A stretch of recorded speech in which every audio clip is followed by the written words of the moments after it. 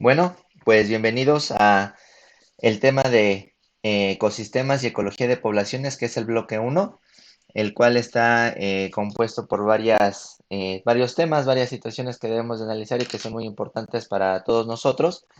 Entonces, las iremos desplegando conforme marca nuestro programa. Tenemos en cuenta que pues está formado por tres bloques que los iremos analizando conforme vayamos avanzando. Entonces, la sesión del día de hoy es Ecosistemas y Ecología de Poblaciones, bloque uno, que tiene como propósito identificar la organización del ecosistema como regulador del flujo de la energía y la materia, así como los principios que generan el crecimiento y evolución de las poblaciones como procesos estables, para que se puedan interpretar las consecuencias de alterar su estructura. Entonces, pues, bienvenidos. Iniciamos con las sesiones correspondientes a esta sesión o a estas charlas. Tenemos como introducción. En los inicios de las civilizaciones se llegó a pensar que la Tierra era demasiado grande y que sus recursos no tenían un límite.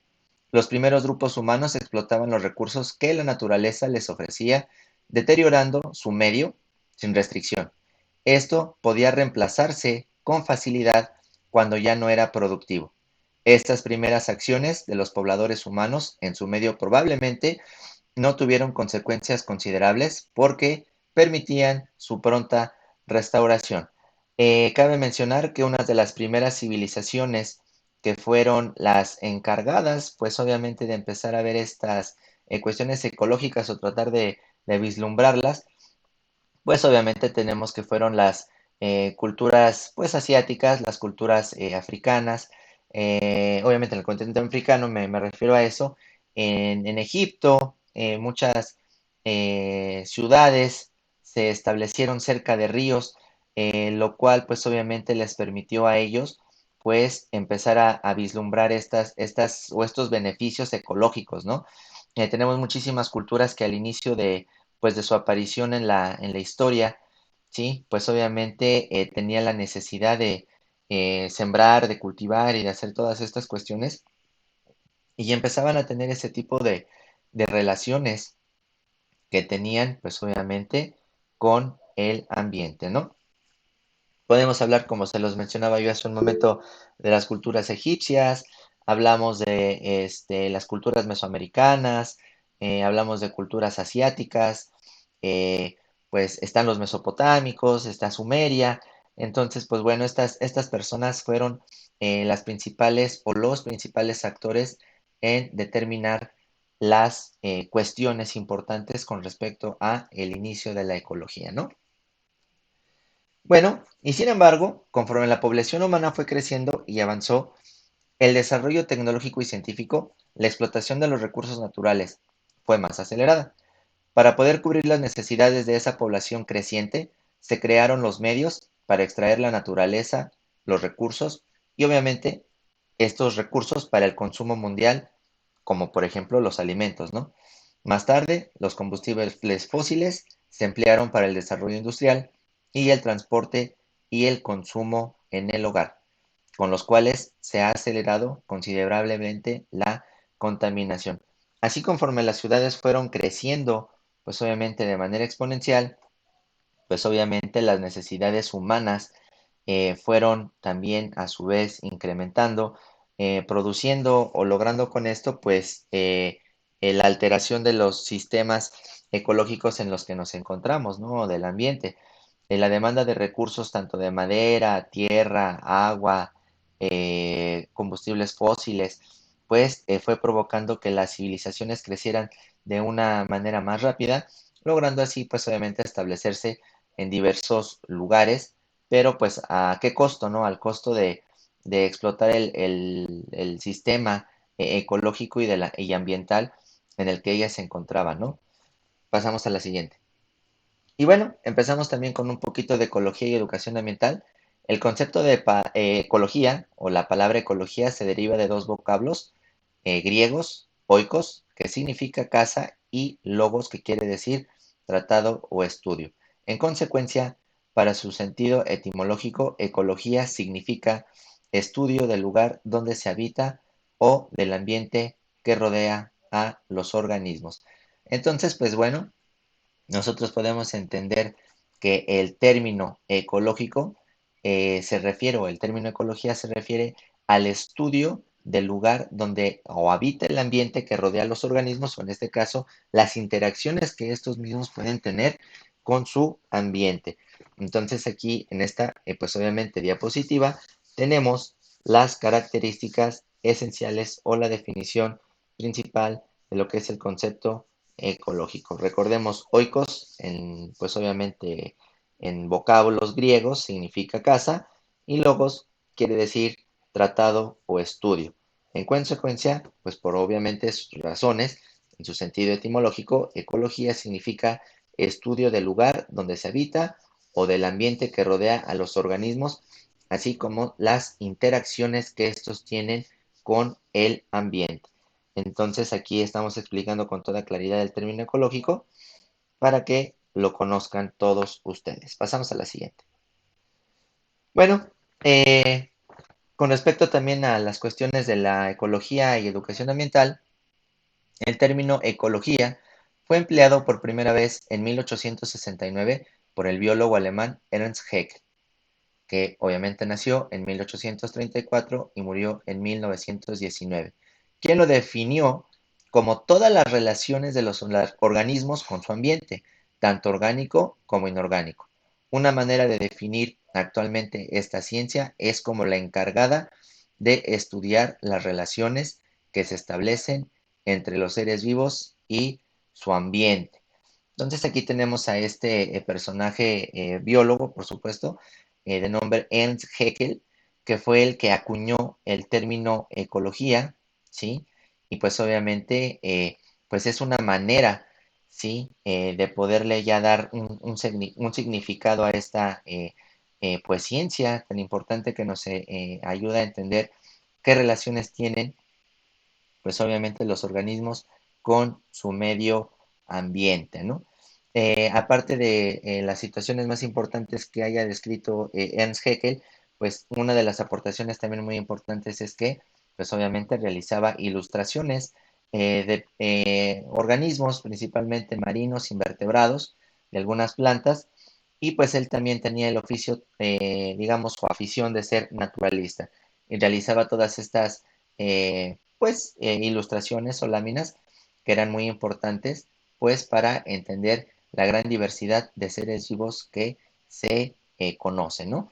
Y entonces, bueno, a Ernst Haeckel se le conoce como, pues, digámoslo de esta manera, el padre de la ecología, y pues entendemos, ¿no? Que la ecología o el término que él acuña es que es la encargada de estudiar las relaciones que establecen los seres vivos con su ambiente. Pasamos a la siguiente.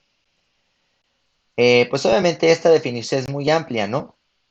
Al referirnos a los seres vivos abarcamos no solo los animales, la especie humana y las plantas, que son los que más conocemos, sino también a los hongos, las algas y los organismos unicelulares, como protozoarios y bacterias. Todos habitan en un solo ambiente o en el medio ambiente, compuesto por un conjunto de elementos como humedad, temperatura, suelo, luz, atmósfera y obviamente sustancias químicas, y también conviven con otros seres vivos que pues están agrupados todos como factores abióticos y bióticos, ¿vale? Entonces, pues obviamente la definición de ecología pues es muy amplia, porque debemos de recordar que la ecología no solamente estudia pues animales y plantas, ¿no? Sino que estudia también bacterias, virus, protistas, seres de pequeño tamaño, microscópicos, que son conocidos como microorganismos, que fungen y tienen un rol sumamente importante en las cuestiones ecológicas, así como pues, la propia degradación de la materia orgánica y la reintegración de ciertos nutrientes de nuevo a la tierra, ¿sí? Y bueno, dentro de este escenario, pues conocemos a los factores tanto abióticos como bióticos. Pasamos a la siguiente. Pues bueno, todos los factores bióticos y abióticos imprimen características específicas en el medio en el que se relacionan para mantener o tratar de mantener una interacción permanente, a través del cual obtienen los elementos necesarios para vivir y restituir los desechos de su metabolismo, interacción que les ha permitido adaptarse a él en su proceso evolutivo y lograr su diversidad. Como les mencionaba hace un momento, tanto factores abióticos, que son los que se refieren a los elementos que no tienen vida, ¿sí? Pero que juegan un papel muy importante, como por ejemplo humedad, presión, altitud, la atmósfera, latitudes largas, grandes, clima, ¿sí? Pues son factores abióticos, ¿no? Y los factores bióticos, recordemos que hablamos de, pues obviamente, pues todos los tipos de organismos, ¿no? Organismos unicelulares, pluricelulares, plantas, animales y de todos este tipo de cuestiones. Y pues es muy importante tener en cuenta o tener en claro cuál es el concepto de la educación ambiental. Y para esto pues tenemos esta definición. La educación ambiental tiene muchas definiciones. Para llegar a una de ellas resulta conveniente analizar primero el significado de las dos palabras que componen el término educar. Proviene del latín educare, el cual se formó del verbo educar, que significa conducir, formar, adoctrinar o enseñar. Instruir. Durante las distintas etapas del desarrollo social, al concepto de educación se le ha dado diversos significados. Entonces los vamos a ir analizando poco a poco.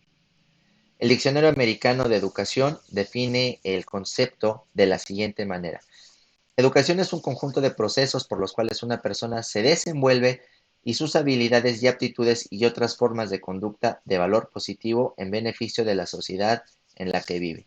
La otra definición es un proceso social por el cual la gente se sujeta a las influencias de un ambiente escogido y bien controlado, ¿sí? Especialmente el de la escuela, con el propósito de alcanzar la mayor competencia y el desarrollo óptimo de cada individuo. Entonces, este término de educación pues trata de dar a entender que es muy importante tener en cuenta eh, hasta dónde podemos nosotros llegar, ¿sí? Para poder mantener un equilibrio en los ecosistemas, ¿no? Gracias a la educación. Vamos a continuar. Una forma muy generalizada de definir la educación, pues podemos decir que es la suma de procesos mediante la cual se promueve en las nuevas generaciones el desarrollo de los conocimientos, las experiencias, los valores y los ideales que contribuyen a su supervivencia y a la formación de su personalidad como integrantes de un grupo o de su grupo social. El concepto de ambiente pues es el siguiente, ¿no? El ambiente es el conjunto de componentes físico, químicos y biológicos que rodean al ser vivo y con los cuales mantiene sus relaciones como la energía solar, el agua, el suelo, etc. Más adelante se describirán los factores bióticos y abióticos del ambiente como previamente yo ya se los había mencionado. Una vez analizados los conceptos anteriores, se procede a definir lo que es la educación ambiental. La Unión Internacional para la Conservación de la Naturaleza, UNCI, ¿sí? Propone la siguiente definición de la educación ambiental, que es el proceso que consiste en reconocer y aclarar conceptos para crear habilidades y actitudes necesarias tendientes a comprender y apreciar una relación mutua entre el hombre y la cultura de su medio físico circundante. Por otro lado, tenemos que la educación ambiental incluye la práctica de tomar decisiones y formular un código de comportamiento respecto a las cuestiones que conciernen a la educación ambiental. Y pues aquí lo más importante yo creo que sería señalar, pues sería la conciencia que nosotros debemos de tener con respecto al ambiente y todas las bondades y todo lo que nosotros podemos extraer de manera correcta en el ambiente, ¿vale? Ahora, es muy importante hablar de ciertas ciencias que son auxiliares de la ecología y que son muy importantes para determinar de manera general o agrupar, aglutinar o conjuntar pues este estudio de la ecología que es muy amplio, que es multifactorial holístico y multidisciplinario. Para eso, tendremos que entender algunas ciencias y auxiliares de la ecología. En primer término, pues una ciencia básica, nosotros conocemos a la biología, que es la ciencia que se encarga de estudiar a los seres vivos y su relación con el medio ambiente. Apoya la ecología a través del estudio de los seres vivos de acuerdo a su clasificación en los reinos de la naturaleza. Un ejemplo de esto es la botánica, que estudia las plantas, o la zoología, cuyo objeto de estudio son los animales. Entonces, en este caso, podríamos crear o pues entender, ¿sí?, que es una ciencia también multidisciplinaria y que va a ayudar a la ecología, ¿sí?, a estudiar a los seres vivos de acuerdo a su clasificación en la naturaleza y de acuerdo a sus reinos. Obviamente, las dos grandes ramas de la biología por la que nosotros nos sesgamos para tratar de entenderla, pues obviamente es primeramente la botánica, que estudia a las plantas, y a la zoología, que estudia a los animales. Otra rama muy importante es la física, y la física es la ciencia que estudia las propiedades físicas de la materia y la energía, así como las leyes que rigen sus cambios. Colabora con la ecología a través del estudio de la energía en los sistemas abiertos de cada ser vivo, es decir, la conversión de nutrientes a energía aprovechable a través de procesos como la fotosíntesis o la respiración celular.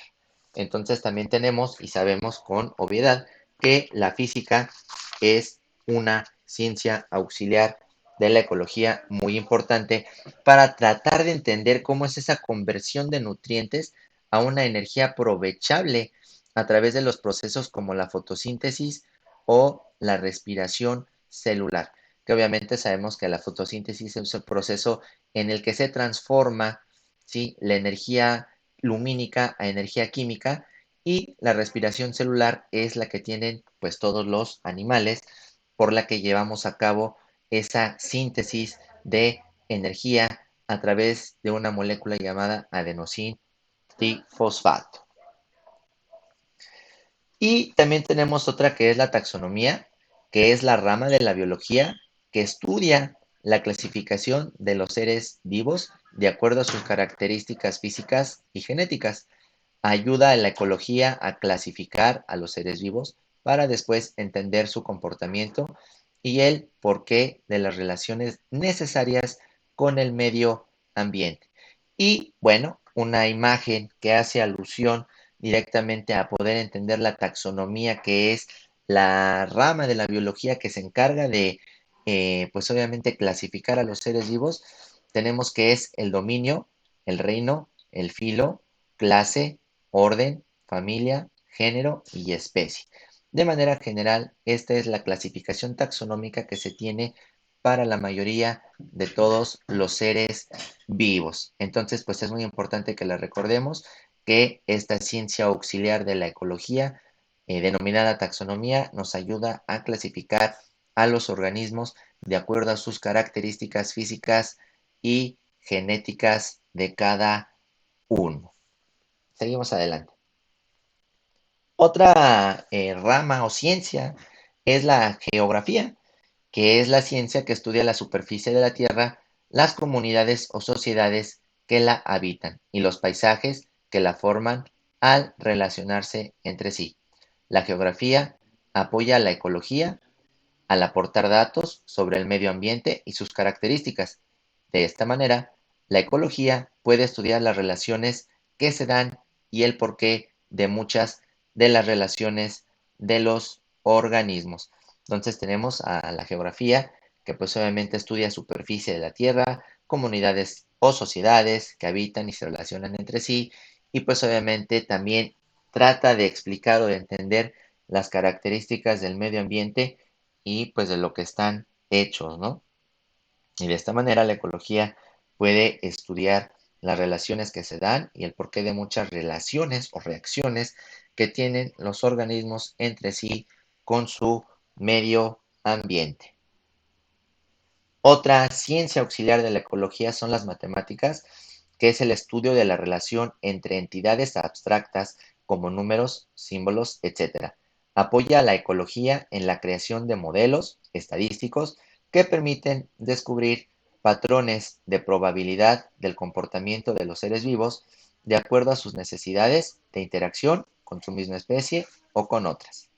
Entonces, pues obviamente una de las ciencias auxiliares de la ecología son las matemáticas, pero en este caso muy específicamente hablamos de la probabilidad o de la estadística, que nos va a tratar de dar una luz o va a tratar de vislumbrar ciertos escenarios futuros o tratando de acertar o de adivinar o tratando de llegar a una conclusión de cuáles podrían ser algunos de los comportamientos, migraciones, movimientos que pudiesen llegar a tener algunos organismos.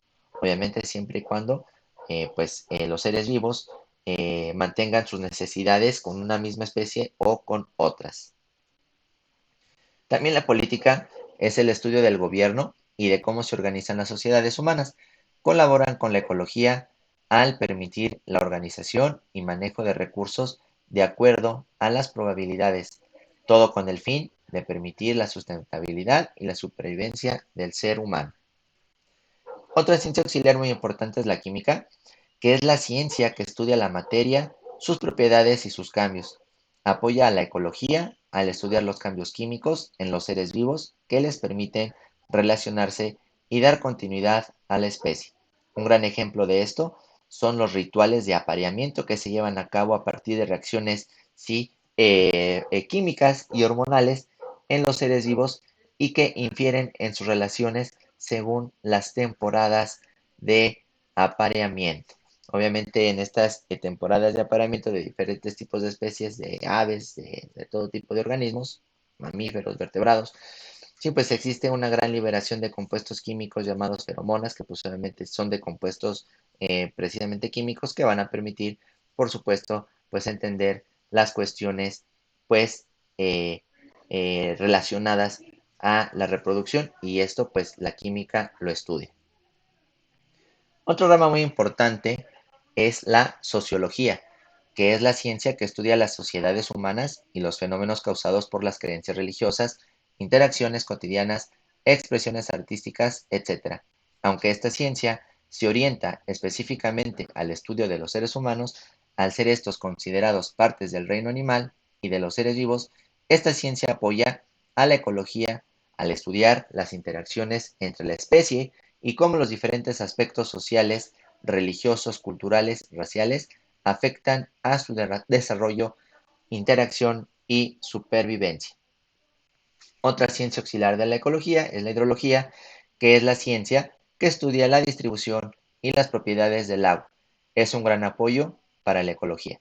La mayoría de los seres vivos necesitan agua para sobrevivir y han basado su interacción con otras especies en la disponibilidad del preciado líquido, algo que también afecta al espectro demográfico, pues las zonas con más abundancia son las que tienen mayor interacción entre las especies, ¿no? Otra rama o otra ciencia es la climatología, que es la ciencia que estudia las condiciones atmosféricas de las zonas de la Tierra y apoya a la ecología al aportar información indispensable para el estudio de la supervivencia de algunas especies al relacionarse y adaptarse a medios adversos. Sabemos que la climatología pues son estos cambios de temperatura, humedad, precipitación, horas luz, horas obscuridad, que influyen directamente pues en todas las acciones que pues obviamente realizamos como seres humanos. Y es muy importante que las analicemos de manera correcta, ya que influyen mucho en los organismos. Y bueno, vamos a entrar a el mismo tema, dentro del tema de la ecología, y pues ahora debemos de saber identificar algunas divisiones o clasificación de las divisiones de la ecología. Primeramente tenemos a lo que es la ginecología, que estudia las relaciones entre las diversas especies que pertenecen a uno mismo o a un mismo grupo en un mismo ambiente. Por ejemplo, imagina los pinos de un bosque que son la vivienda y alimento de las ardillas, que a su vez son alimento de las águilas. En este caso, la ginecología identifica las especies que componen este sistema y la relación que existe entre otras, todas estas especies, así la que tiene con su medio ambiente. Es importante destacar que en este ejemplo, el conjunto de pinos, ardillas y águilas que conforman una comunidad comparten el mismo ambiente y porque existen relaciones entre estos, la comunidad es el objeto de estudio de la cinecología. Entonces, obviamente recordemos que la cinecología estudia a las comunidades, que pueden estar compuestas por, como lo mencionábamos, un ejemplo de ardillas, un bosque de pinos, y que estos, pues, a la vez interaccionan entre sí en un espacio determinado. La autoecología, por su lado, ¿sí? Se encarga del estudio de las relaciones entre una sola especie de organismos y el medio ambiente donde vive. Por ejemplo, solo aborda las relaciones que establecen las ardillas con los pinos del bosque señaladas en el ejemplo anterior. Volvemos a repetir, entonces la autoecología se encarga del estudio de las relaciones entre una sola especie de organismos y el medio ambiente donde viven. Recordemos que solo aborda las relaciones que establecen las ardillas con los pinos del bosque. Aquí ya no meteríamos, por ejemplo, las águilas. Aquí nada más estamos estudiando solamente a una sola especie, que puede ser una ardilla, una iguana, un alce, un ciervo, un león. Autoecología se encarga de estudiar solamente una especie, nada más. La ecología de poblaciones se puede definir como el estudio de la dinámica, que es el movimiento de una población en el medio ambiente donde ésta vive. Por ejemplo, estudios sobre el número, el sexo y la edad de las águilas, pinos o ardillas, según el área de nuestro interés, así como si hay o existen cambios en estos datos con el tiempo. ¿Qué son estos datos o qué datos podemos medir en una comunidad? ¿Sí? O bueno, en una población, en este caso, ¿sí? Pues obviamente el número de muertos, el número de natalidad, crecimiento, dieta, migraciones, movimientos, ¿sí?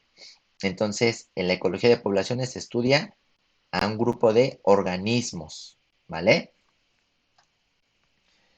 La ecología de sistemas o demoecología. Esta utiliza herramientas matemáticas, computacionales y otros recursos tecnológicos para elaborar modelos que permitan explicar las complejidades en las relaciones ecológicas. La ecología aplicada se refiere a las acciones del ser humano derivadas del conocimiento de la ecología y que son encaminadas a la protección del ambiente y al equilibrio de los ecosistemas. Dentro de este inicio de eh, charla, tenemos que también identificar los factores bióticos y abióticos, como los mencionábamos hace un momento al inicio de esta charla. Los elementos del ecosistema pueden ser seres bióticos, como ustedes pueden ver en la imagen, pueden ser personas que están jugando, ardillas, árboles, eh, ciervos, leones, elefantes, todo lo que tenga vida. Y los seres abióticos son suelo, rocas, minerales, altitud, horas luz, horas oscuridad, como ya lo hemos mencionado, ¿no? La estructura del ambiente se encuentra conformada por dos factores relacionados entre sí, que dan lugar al ecosistema, y los factores bióticos y los factores abióticos. Todos los seres vivos que habitan un ecosistema son considerados como factores bióticos. Por otro lado, los aspectos físicos y químicos de un ecosistema constituyen los factores abióticos. Dentro de un ecosistema podemos clasificar a los factores bióticos como bacterias, protistas, hongos, artrópodos, moluscos, helmintos, peces, anfibios, reptiles y aves. ¿Cuáles son los factores abióticos? Bueno, pues en este caso tenemos a lo que es luz, pH, salinidad, altura, presión, temperatura, radiación, agua, suelo, minerales, dióxido de carbono y la disponibilidad de oxígeno que pudiésemos nosotros encontrar en el lugar donde nos estemos desarrollando. Los factores abióticos, en este caso, por ejemplo, la luz proporciona energía, el pH confiere características al suelo, la salinidad determina el tipo de organismos que vive en un ecosistema La altura influye en el microclima, la presión define el microclima, la temperatura regula las funciones vitales de diversos tipos de seres vivos, la radiación determina la cantidad de energía, el agua pues es un componente esencial de todo ser vivo y en el suelo pues existen minerales y partículas orgánicas que son sumamente importantes para mantener la riqueza de la biodiversidad y el equilibrio ecológico en un ecosistema.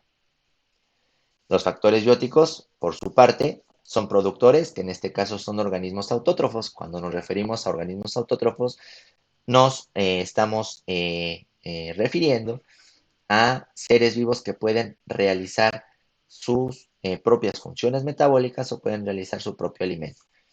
Cuando hablamos de consumidor primario, pues en este caso hablamos de organismos heterótrofos herbívoros, de un consumidor secundario, organismos heterótrofos carnívoros, y un consumidor terciario, pues hablamos de depredadores de gran tamaño. Reintegradores son los que se alimentan de excreciones y cadáveres de organismos. Si hablamos de productores, que son organismos autótrofos, pues ¿cuáles son? Pues obviamente son las plantas. ¿Cuáles son organismos heterótrofos herbívoros? Pues algunos insectos, algunos venados, algunos ciervos, todos estos organismos que son herbívoros. Y obviamente tenemos por su parte a los consumidores secundarios, que son heterótrofos carnívoros, que se alimentan de la carne que producen los herbívoros, y el consumidor terciario, que es un depredador de gran tamaño, ¿no? Y obviamente los reintegradores, que se alimentan de excreciones y cadáveres de organismos, que pueden ser carroñeros o algunos insectos o algunos microorganismos por su parte. Y por último, entramos en la clasificación de los biomas en México de manera muy eh, general. La Comisión Nacional de la Biodiversidad en México, CONABIO, define que los biomas están formados por características específicas de clima y obviamente cuestiones geográficas. Un bioma puede incluir varios ecosistemas. Por ejemplo, un dulce acuícola son ecosistemas que comprenden, ¿no? ¿O qué comprenden? Pues los dulceacuícolas son ríos de planicies templadas de montañas, costeras, tropicales y subtropicales, costeros templados de planicies tropicales y subtropicales humedales, cuencas, grandes lagos, deltas, riberas, islas oceánicas, agua dulce polar o agua dulce de montaña. El terrestre son manglares, sabanas y pastizales tropicales y subtropicales, matorrales desérticos, montañosos, tropicales, subtropicales y templados, bosques mediterráneos de coníferas secos, húmedos de coníferas templados, mixtos, templados tropicales y subtropicales, bosque boreal o tundra. Y el marino tenemos el polar, el templado, el tropical, corales tropicales, bosque de kelp, fuentes hidrotermales, fondos marinos o bentónicos, mares abiertos pelágicos, zonas sublitoral neríticas y zonas litorales. Estas son la clasificación de algunos biomas que tenemos presentes en México y también en cualquier parte del mundo. Y con esta última parte concluiríamos con la charla del día de hoy de la pequeña introducción a lo que corresponde ecología. Entonces pasaremos a realizar algunas observaciones con respecto a esta sesión.